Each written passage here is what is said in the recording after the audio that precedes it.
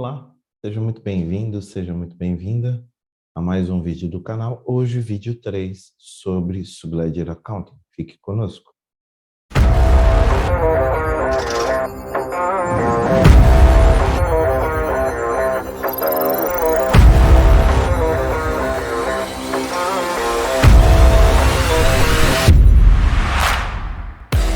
Ei pessoal, bem-vindos ao nosso canal.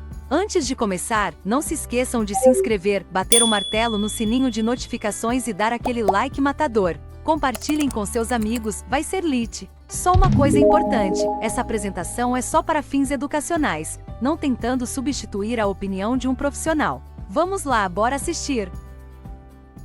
Olá, seja muito bem-vindo. Eu sou Daniel.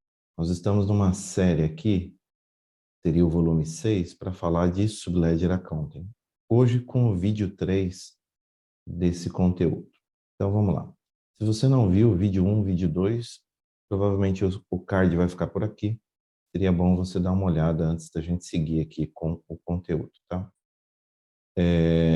A gente já abordou aqui alguns tópicos e o que eu queria começar a falar hoje são algumas derivações que eu vou ter aqui que vão me auxiliar a preencher este conteúdo chamado de Journal Entry Rule Set, ou seja, esse cara aqui ele vai ter um conjunto de regras, de definições, que se não estiverem parametrizadas, por exemplo, você não vai conseguir fazer o histórico padrão.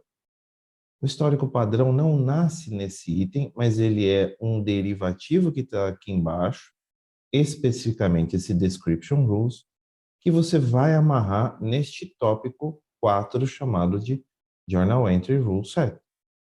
Então, o que eu quero mostrar para você? Todas as variações que estão aqui embaixo, todas as dependências, como é que elas funcionam, qual o propósito delas, e depois como é que você vincula elas no item 4, que é o grande finale para você poder fazer essas regras funcionarem todas em conjunto com o Journal Entry Rule Set, tá bom? Então, esse é o objetivo. Então, vamos lá. O tópico 1 eu já tinha mencionado, o tópico 2 também, o 3 também, a gente cai no tópico 4. Eu quis colocar aqui, tanto em Financial quanto em SLA, meio que um depara para que você entenda o que funciona no Subledger Accounting e o que é meio que espelho no Transaction Accounting Builder. O que eu tenho ali de igualdade. Apenas um cara que eu não vou ter, que é o Description Rules, né? Porque esse cara aqui do Procurement, não necessariamente ele vai gerar lançamento contábil para o meu módulo de subrazão, ou para o meu livro-razão, né? Ele pode gerar o consumo do orçamento, do empenho, mas não vou ter necessariamente um lançamento contábil, então não tem descrição aqui. Mas as outras regras são válidas, então vamos começar por elas aqui, ó.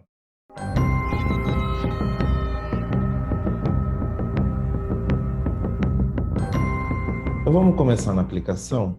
Lá no menu de Setup, primeira coisa importante para você conferir, eu vou pegar sempre o tema de contas a pagar, mas isso poderia ser aplicado a qualquer outro. Ativo fixo, contas a receber, o cash também tem, e outras aplicações mais, tá bom? Parte de custos, inventory.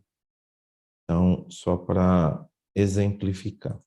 Primeiro ponto, a gente tinha falado dos eventos, lembra que a gente falou dos eventos? Tem um cara aqui, ó, esse cara aqui, ó. Vou colocar ele aqui que fica facinho. Ó, eu tenho as origens do contas a pagar, do cash, do ativo fixo, da parte do contas a receber, da parte de cobrança, do intercompany, por aí vai. Então, vou entrar aqui no contas a pagar. E a primeira regra que você precisa ter clara aí, quando você estiver mapeando o seu SLA, é essa aqui, ó. Essas são todas as variáveis que você vai poder trabalhar no seu SLA. Quer seja um gatilho para tomar determinado evento, quer você queira aproveitá-la para complementar a sua descrição. Vamos dar um exemplo aqui, ó. Se eu quisesse procurar um invoice, Olha, tem Invoice Group, Invoice Distribution, Invoice, aí tem um monte de coisa aqui de invoice para baixo, tá? O que eu tenho que prestar atenção aqui, Daniel? O seguinte, o que você quer usar, se existe aqui nessa source e se está disponível. Acho que o item mais importante é esse aqui, ó, displayed. Porque se ele não estiver ativo aqui, você não vai conseguir consumi-lo na sua regra do SLA. A maioria aqui parece que está. Vamos ver se tem algum que não está. Para eu exemplificar para você. Ó, por exemplo, tá? Eu vou fazer uma dinâmica aqui. Ó. Vou tirar. Deixa eu ver aqui. Ó. Vou dar esse exemplo aqui. Ó. Vamos supor que Invoice Group tenha vindo por padrão assim, ó, não veio exibido, tudo bem? Então vamos fazer um exercício aqui. Ó. Beleza. Não veio, tá? Tá desse jeito. Veio sem estar marcado. Vamos supor, então, que você vai fazer esse mapeamento, mas você não se deu conta. Você pulou essa parte aqui, você já foi para a seguinte. E aí nós vamos falar sobre a descrição do lançamento, ok? Então tenha isso em mente. Invoice Group Name, eu vou até deixar anotado aqui, ó. Esse cara aqui, ele está inativo, mas eu não sei que ele está inativo. Vou querer usar ele. Então, essas variáveis aqui são importantes para as suas definições.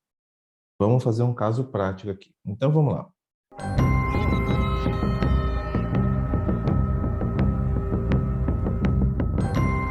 Vou aqui, ó, para esse item, ó, Description Rules. É aqui que a mágica acontece com relação a histórico padrão. Ó, do contas a pagar, do cash, do ativo fixo e por aí vai. Então, vou entrar nele aqui. Então, agora estou falando de histórico padrão, tudo bem? É importante a gente frisar alguns pontos. Primeiro, eu não tenho a possibilidade, ou vai ser muito raro, você criar um único histórico padrão para um módulo todo. O que eu quero dizer? Quando a gente está falando de contas a pagar, a gente tem alguns eventos que são a descrição da nota, a descrição da distribuição da nota, a descrição do cabeçalho da nota, a descrição da parte de pagamentos, que segue a mesma estrutura, descrição de adiantamentos e por aí vai. Teria aviso de crédito, aviso de débito e por aí vai. Perceba que um histórico padrão para tudo isso seria ser muito simplista. Né? Então, como eu tenho eventos que são específicos de cada movimento, e aí começa a entrar e encaixar as coisas que eu já tinha mencionado. Aqueles eventos que eu mencionei lá no vídeo 1 e repassei no vídeo 2. Lembra os eventos contábeis? Você abre lá eventos e invoices, aí tinha credit memo, debit memo, etc. Eles começam a fazer sentido, porque baseado nos eventos, eu vou ter uma quebra distinta aqui e vou ter personagens únicos para cada tipo de evento. Então, por exemplo, o número de pagamento eu não vou ter no aviso de crédito, a entrada de aviso de crédito, a entrada do aviso de débito, a entrada da nota, eu não tenho número de pagamento, eu não paguei ainda, só entregue o documento. Então não adianta eu querer usar um histórico com o número de pagamento e falar, se não tiver, traz nulo. Não é assim que funciona. Então eu tenho que passar, o que a gente aconselha é, faça um rascunho mínimo necessário, coloque isso na aplicação e depois o seu usuário valida se ele quer completar ou não. Melhor que você não apresentar nada. E a gente sabe que tem usuário assistindo esse canal. Então você parte do mínimo que é por padrão. Vamos fazer o mínimo aqui, eu e você. Perceba que todos esses caras aqui já são sugeridos da aplicação. Tá vendo aqui, ó? Oracle. Eu posso usar eles, não tem problema nenhum. Só que, digamos, de detalhe vai ser pobre. Então, eu quero criar um novo. O que eu faço? Eu clico nesse mais aqui, ó. Depois eu vou montar uma documentação passo a passo aí e deixo disponível para você baixar, tá? Então, vamos lá. Primeira coisa aqui é a descrição. Como é que vai ser essa regra de descrição? Você pode colocar o nome do seu projeto, tá? Eu vou colocar aqui, ó, XPTO, invoice Aí você tem que detalhar. Lembra que eu falei para você? Tem algumas coisas que ele vai ser acomodado por linha da sua nota e tem coisas que vão ser acomodadas no cabeçalho. Eu costumo fazer dois. Eu crio uma descrição para o cabeçalho, ela é mais concisa, ela é mais resumida, e depois eu crio uma descrição para as linhas. Eu vou começar aqui com linhas, tá? Invoice lines desk. Então, estou criando aqui, ó, descrição das linhas do AP. Lembra que este cara que eu estou fazendo, por enquanto, eu estou me restringindo a linhas da nota, não a linhas do pagamento da nota, tá? São coisas separadas.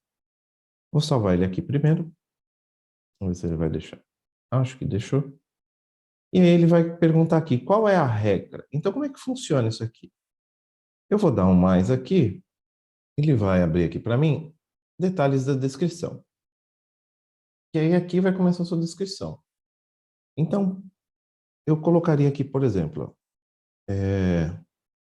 número da nota fiscal barra documento. Esse texto é um texto fixo, sempre vai aparecer. E aí eu quero colocar aqui, ó. Vou colocar ele aqui, 2 pontos. E agora eu quero inserir a variável aqui. Então eu vou procurar aqui nesse botão Source, aquele campo, lembra do Management Search que a gente acabou de ver? Eu vou procurar aqui, ó, em Payables. Ele vai trazer toda a lista daqueles search que a gente tinha visto, tá? Veja que eu tenho alguns problemas aqui, ó. Vamos tentar puxar, ó. Quando eu venho por este cara, ele traz uma lista, mas eu tenho que ficar navegando para baixo. Não me ajuda muito, tá vendo? É meio complicado. Vamos tentar mudar aqui para nome. Vamos ver se nome fica mais fácil. Vamos pôr invoice. Ó, invoice. Seria invoice amount? Não. Vamos procurar aqui. Ó. Quem eu estou procurando? Invoice number. Esse cara aqui. Aí você me pergunta, Daniel, como é que eu saberia esses detalhes? Basicamente, é o que está lá na sua tela, né? Deixa eu dar uma pausa aqui. Ó. Eu dei uma pausa aqui para abrir a tela da nota fiscal para você entender a dinâmica. Veja, ó, number, amount, type, description. Então, o que eu tinha te aconselhado? Primeira coisa é você mapear como é que você quer vir ou como é que você quer formatar o seu histórico, com base nas informações que estão nessa tela aqui. Aqui eu tenho informações do cabeçalho e aqui eu tenho informações da linha. Quando eu estou falando de number, basicamente é invoice number, número da nota fiscal. Montante, invoice amount, invoice type. Então, eu tenho um detalhamento desse cara aqui, tá? Por isso, eu sei que este cara aqui, por exemplo, é o invoice number, tá bom? Agora eu saquei! Algumas informações também estarão contidas aqui, ó. Se eu fizer um select, a principal tabela de notas fiscais é a P-Invoices All. Se eu fizer um select com base no número dessa nota que está aqui atrás, ele vai vir aqui para mim, ó, alguns detalhes. E aqui eu tenho, ó, Invoice Num, Invoice Currency Code, Payment. Então, eu tenho alguns detalhes que talvez, desta forma, para quem é acostumado, seja mais fácil de chegar, ou pela tela que você, vendo o campo, talvez seja mais fácil você deduzir. Em todo caso, eu tenho um note aqui que depois eu vou te passar, que ele facilita um pouco esse desmembramento para você entender como é que funciona. Mas esse seria um caso, por exemplo, para você confirmar qual é o nome da origem, né, que você quer fazer isso. Por isso eu aconselhei um pouquinho antes que você já tenha um rascunho do que é que você quer montar como histórico padrão, para você não chegar aqui, alguns novos aqui talvez não conheçam o termo, para você não chegar nessa tela ou naquela tela de definição e ficar caçando borboleta. O que é caçar borboleta? Já tentou caçar uma borboleta? Ela vai para tudo que é lado e você tem que tentar ou pegar com uma cestinha ou com algum outro artefato e vai ficar jogando essa sua rede, digamos assim, no ar sem muito sucesso, porque a borboleta voa muito rápido. Então tenha isso aqui rastreado ou mapeado para que facilite a sua vida. E uma vez que você tenha feito isso no projeto, você só vai replicar para os outros, agregando alguma informação muito específica. Então, a primeira vez deste cara aqui, ela vai ser um pouco mais complicada. Você pode até usar por padrão o que a Oracle sugere ali e ir agregando aquilo que convém para o seu projeto. Então, a primeira é um pouco mais difícil, mas as demais, para este conceito aqui, ficam mais fáceis, tá bom?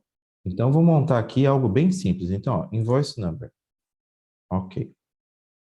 Olha como é que ele faz, tá vendo? Ó, essa descrição é fixa, essa descrição vai ser variável, ele vai trazer desse jeito, e aí eu vou complementando. O interessante é que se o seu usuário quiser usar isso aqui, quando ele extrair o razão, ele quiser que este cara seja uma coluna, o que é aconselhável? Você colocar um divisor aqui, para que quando ele jogue no Excel, ele consiga facilmente transformar isso numa coluna. Vírgula e ponto e vírgula não são as melhores caracteres divisores, porque uma descrição pode ter vírgula e ponto e vírgula. Então, minha sugestão, o que você pode fazer? Põe pipe. Pipe é aquela barra. Então, põe pipe aqui, porque o usuário depois, a hora que ele estiver fazendo a análise do movimento no contábil do razão, ele poderia quebrar isso aqui em colunas e aqui ele teria uma coluna chamada número da nota fiscal, tá bom? Ou número do documento, se não for uma nota. E você vai fazer isso sucessivamente. Então, eu posso colocar aqui agora, fornecedor, a mesma coisa. Eu vou procurar aqui, ó, source, supplier name, ou vendor name, vamos ver também, né? Ó, supplier name, tá aqui, ó. Então, coloquei aqui, ó, supplier name. Mesma coisa, dou um espaço, caractere. Você lembra que eu inativei um cara? Aquele cara que eu inativei, se não me engano, é esse cara aqui, ó, Invoice Group. Depois eu vou mostrar como é que a gente poderia trabalhar com ele aqui dentro do SLA. Mas, se não me engano, foi esse cara aqui que eu inativei. Vamos dar uma olhada nele. Então, ele existe, é passível de ter dados aqui dentro.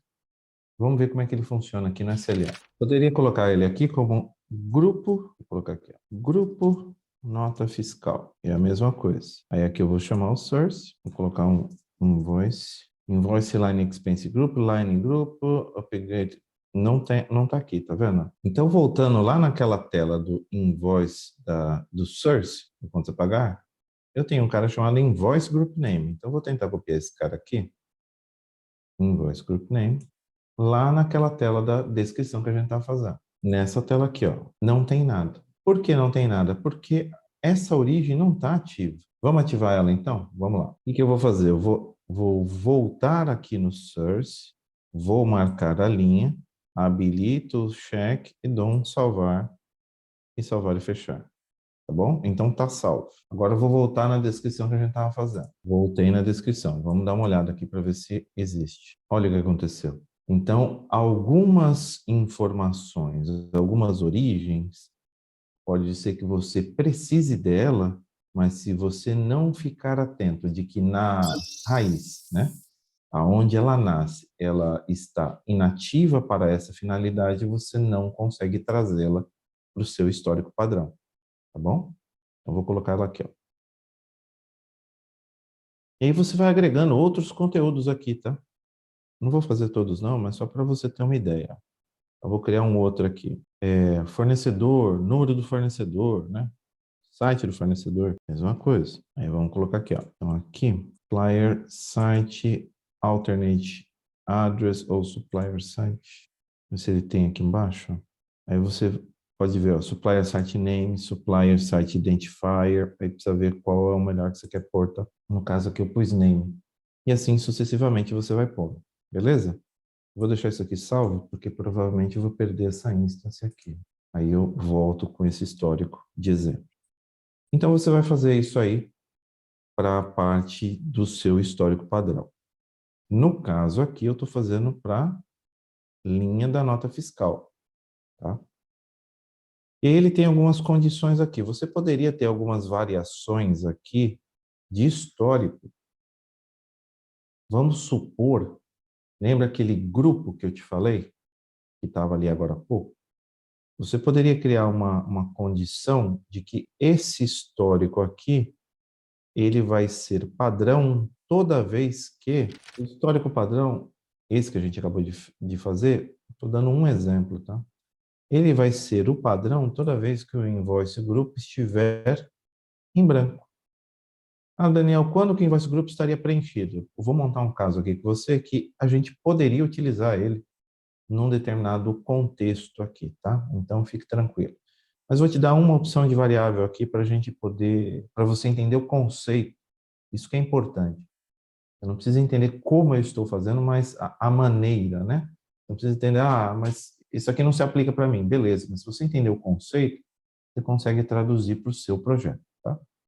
Então, vamos supor que no meu caso eu vou ter, ora, notas fiscais em branco, assim, e notas fiscais que alguma hora ela vai vir assim, invoice grupo, folha, como se fosse folha de pagamento. Aí eu crio esse exemplo com você, para a gente ver como é que vai se comportar o histórico, tá bom? Então, eu sei que eu vou ter essas duas derivações. No invoice group, hora vai vir nulo e hora vai vir folha, tá? Com base nesse contexto, você poderia usar outro gatilho, digamos assim, tá? Não sei, nome do fornecedor, ABU, sempre que for determinada ABU, puxa aquele tipo de histórico para outra ABU, você puxa outro, não sei. Aí você pode criar alguns critérios aí, tá? Eu vou usar esse aqui como exemplo, e depois você extravasa aí com outras possibilidades. Então, no meu caso, eu vou ter invoice grupo branco e um que vai vir em folha. Como é que vai se comportar o meu histórico? O usuário me pediu para colocar dois históricos distintos. Beleza, então vamos lá. Como eu vou ter dois grupos, então eu posso colocar ele aqui e eu vou colocar aqui, ó, na condição. Então vamos lá, qual que é a condição? Ó, aqui não foi encontrada a condição, eu vou colocar aqui, ó. Quando, vamos procurar lá aquele cara, ó, vou pelo nome de novo, a gente chamou de invoice group, né? Ó, invoice group name. Toda vez que este cara aqui, aí ele vai perguntar o operador aqui, ó. Toda vez que este cara for igual, a gente coloca null. Vamos tentar ver se ele valida aqui, ó. Beleza. Então, toda vez que o grupo, o nome do grupo de notas for igual a nulo, ele vai seguir esse histórico padrão. Aí, o que que eu quero? Eu quero criar um outro grupo com a diferença. Então, eu posso criar uma outra linha, um outro tipo de histórico. Para efeito de tempo, aqui eu vou duplicar essa linha aqui. Eu vou deixar a linha 2 como a nova, tá? Vou editar a linha 2 e vou colocar um diferencial nela aqui, ó. Vou colocar folha de pagamento.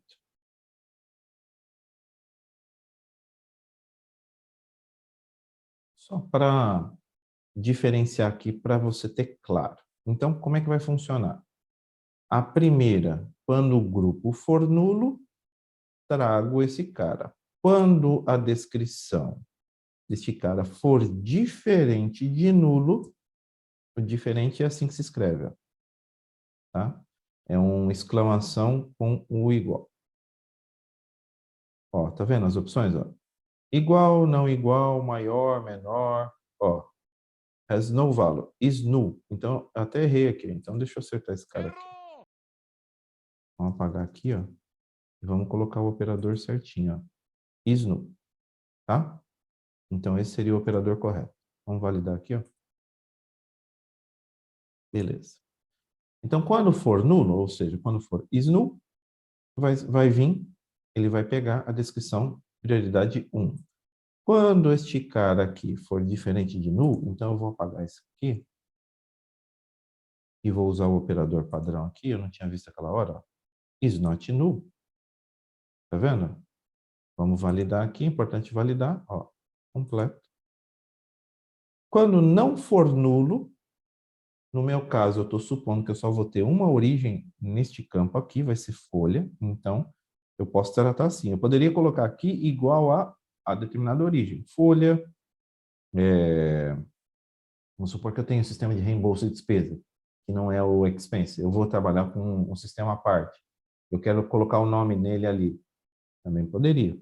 E por aí vai, algum outro tipo de sistema. Então, estou tratando aqui dois tipos de descrição com condicionais diferentes. Percebe? Este cara aqui, para que ele tenha sucesso, para a gente usar e conectar ele mais para frente, eu preciso garantir que ele esteja o quê? Ativo e válido. Então, dá uma olhada aqui, ó. Ele tem que estar ativo e válido. Então, vamos salvar e fechar e vamos consultar na tela aqui principal. Ó, ele está criado, está o nome aqui, e está ativo. Isso é extremamente importante. Então, você vai fazer essa operação que a gente fez diversas vezes aqui, de acordo com a linha, pagamento, aviso de crédito e por aí vai. Tá bom? Daniel, você não falou da parte do cabeçalho, descrição do cabeçalho. Então, deixa eu copiar aqui, ó. Eu vou gerar uma cópia e vou colocar aqui, ó. XPTO, invoice, header, desk, tá? Descrição do cabeçalho. Descrição do cabeçalho da nota. E aí aqui, como eu gerei uma cópia, ele trouxe tudo quanto estava no outro. Agora, o que faria sentido eu colocar aqui? No cabeçalho, se eu tiver mais de uma nota, né? Mais de linhas, etc., faz sentido eu chegar nesse nível de abertura? Talvez não. Talvez, inclusive, dependendo do que você colocar aqui, você vai ver mais para frente que ele não vai mostrar esses detalhes aqui, ele não entende essa dinâmica e acaba não levando essa informação para o cabeçalho, ou seja, ele não aparece no cabeçalho. Então, deixa eu pegar um exemplo aqui. Então, quando eu estou falando aqui de descrição do cabeçalho, eu poderia deixar aqui, por exemplo, origem, aí eu vou colocar aqui um pipe, eu posso colocar evento, isso é importante deixar aqui para a sua rastreabilidade, e você tem essa informação aqui, ó, event class name, event type name, então eu vou colocar o evento aqui. E aí você vai completando os dados aqui, tá? Com outras informações relevantes para o seu cabeçalho, beleza? Então o conceito é o mesmo. E a regra aqui embaixo também é a mesma, né? Você pode ou não fazer essa vinculação aqui, tá? Eu vou deixar desse jeito aqui, para deixar aqui exemplificado, de que eu vou ter, ó, um line e um header, tá? Então, isso a gente está falando sobre description. Essa regra se aplica a toda descrição de qualquer módulo aqui, tá? Contas a pagar, contas a receber, ativo fixo e por aí vai. Tudo bem?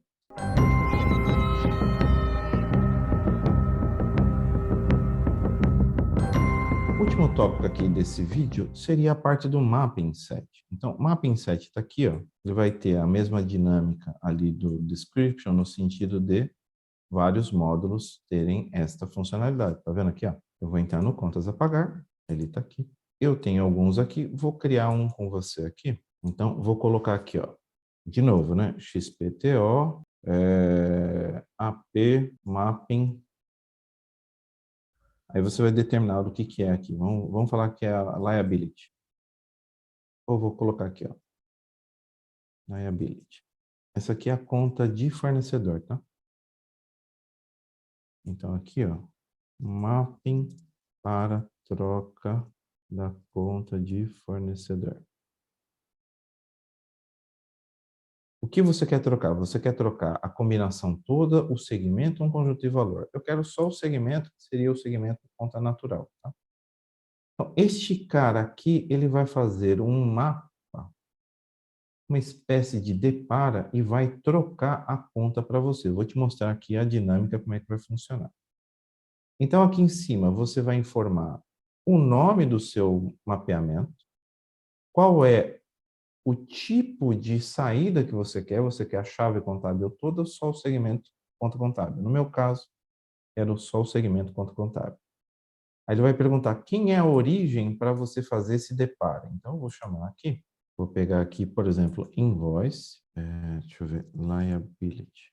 Ó, invoice liability account. Nessa origem aqui, o que eu vou procurar? Nesse caso, como eu estou falando da conta de passivo, eu vou pegar aqui, a origem vai ser essa conta de passivo aqui, ó. Eu quero trocá-la. Vou dar um OK aqui e vou trocar ela aqui, ó. Segmento conta natural. Esse cara aqui. E aqui eu vou colocar, por exemplo, ó, o meu plano de contas, que vai ser o US Chart of Account. Seria o padrão, né? Aí ele vai perguntar aqui, ó, US Chart of Account, o segmento conta, tá? Então eu vou definir aqui, ó, que eu vou trocar o segmento do liability, a conta de passivo, a origem vai ser a própria conta. Estou informando um plano de contas. Aqui nesta aplicação está parametrizado dessa forma, pode ser que na sua não esteja, e aí você utilize outras variáveis, tá? Mas aqui o que ele está dizendo para mim? Eu vou pegar a conta e aqui embaixo, que seria o mapeamento propriamente dito, ele está falando qual é o plano de contas transacional que você vai usar. No meu caso vai ser o mesmo, né? Não vou ter aquela lista de valor. Essa instância aqui, como é uma instância com várias tentativas, testes, etc., ele acaba trazendo uma lista. No seu projeto, provavelmente, vai ter um cara só. E aqui ele consegue associar para esse evento, ele está dizendo o seguinte, ó, ele trouxe, lembra daquele conceito do Invoice Group Name? A gente está usando folha ou nulo? Aqui ele trouxe uma lista que alguém já deve ter parametrizado nessa instância, na nossa de projeto vai estar zerada, com algumas variáveis que vão acontecer aqui, ó, tá vendo? Então, vamos supor que eu tivesse folha aqui, nessa minha lista. O que eu vou falar para ele? Ó, vou supor que seja esse cara aqui, tá? Então, quando o Invoice Group Name for folha, no caso aqui ele está denominando 1000, eu quero que você troque a conta de liability, de fornecedor, que é uma conta lá do setup do contas a pagar em comum com a parte de procurement. Eu quero que você troque para a minha conta de folha de pagamento. Então, eu vou aqui para número 2. Ó, liability. Então, eu poderia colocar aqui employees, salários, ó, AP employee, por exemplo, tá? Então, a gente sabe que a conta padrão do contas a pagar é essa aqui, ó, account payables. Mas eu quero que ele troque para essa outra aqui por conta de um determinado evento. Tudo bem? Então, sempre que acontecer essa movimentação, o sistema vai sobrepor a conta do setup pela conta do mapeamento. Tá? Esse seria um exemplo. Perceba que eu só criei o evento, eu não vinculei ele a nada por enquanto, tá? Eu criei um aqui. A mesma dinâmica, tá? Uma vez que você tenha criado o evento, ele precisa estar ativo para que você utilize ele um pouquinho mais para frente. Vamos fazer um outro exemplo aqui de mapeamento. Vou criar um chamado Liability Account X de exterior. O que eu vou colocar aqui? Eu quero trocar a conta do passivo sempre relacionada à conta contábil de fornecedor, sempre que o meu fornecedor for estrangeiro. Então, estou criando ele aqui, coloquei a saída, só vou mexer no segmento contábil conta fornecedor. Estou colocando aqui site country, não estou preenchendo nenhum valor aqui. Tudo isso é passível de teste, tá? Pode ser que você precise completar o dado aqui. Vou fazer o teste aqui e a gente avalia. Vinculo o plano de contas aqui, digo que o segmento contábil que ele vai mexer é o conta, e aqui embaixo eu vou dar a regra. Então, eu vou falar para ele, ó, supplier site country. Quem é que vai vir aqui? Não sei. Se for BR, assuma a conta, fornecedores. Então, eu vou colocar aqui, ó. Ir para o grupo 2 aqui, ó.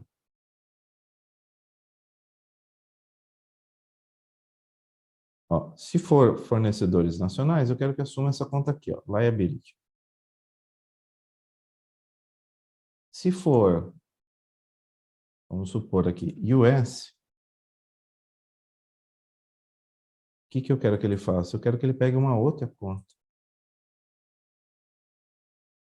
Não sei se tem uma outra conta aqui, ó, fornecedor estrangeiro. Acho que não. Mas vamos supor que seja outra conta, tá? Vou colocar essa aqui, ó. Então, entendeu a dinâmica? Eu poderia ter alguns eventos aqui que eu vou colocando, vou mapeando e vou fazendo o depara. Você tem que lembrar que quando você fizer essa parte de mapeamento, você não pode ficar refém. Ah, mas na conta de setup tá tal coisa. Esquece. Porque esse cara eu vou te mostrar no próximo vídeo como é que vai ser a dinâmica dele, tá? Salvei aqui. Então eu vou ter duas regras aqui para a gente trabalhar aqui na sequência e eu te mostrar como é que funciona. Com exceção da descrição do lançamento, a parte do mapping set e a parte de origem para a parte de procurement funciona exatamente igual. O que você poderia fazer no mapping set de procurement, por exemplo? Você poderia criar, lembra que tem as categorias de compras que você cria? Compras de uso e consumo, compras de ativo fixo, compra de serviço, compra de não sei o quê. Você poderia vincular esses tipos de categorias e fazer como a gente fez aqui do país. Para cada tipo de categoria de compra, você troca a conta contábil. Poderia ser feito esse exemplo. Tudo bem? Então, esse era o conteúdo do vídeo de hoje. Espero que você tenha aproveitado aí. Voltando aqui, ó, eu já vou começar a compartilhar com você também conteúdos que podem te ajudar nesse desenvolvimento aí, se você está com pressa, né? Você tem outros conteúdos que vão te ajudar aqui a você trabalhar com a parte do SLA. Então, tem aqui ó, o guia de implementação. Em paralelo, estou colocando o Accounting Hub também, porque tem algumas funcionalidades ali que são comuns. E tem toda uma definição aqui, ó, definir a descrição do contas a pagar. Lembra aquele exercício que eu estava fazendo? Aqui já tem um detalhe um pouco maior. Ó. Como é que funciona o fluxo, as descrições, sugestões, como é que eu exporto e importo essa definição aqui entre ambientes e por aí vai, tá? Espero que você tenha aproveitado o vídeo aí, fique conosco, se inscreva no canal, compartilhe, dê aquele like, contribua se você puder, pagando um café pra gente com a nossa criptomoeda, aí você coloca aí embaixo, tem o endereço da nossa carteira, tá bom? Espero ter te ajudado aí, abraço, nos vemos no próximo vídeo, tchau.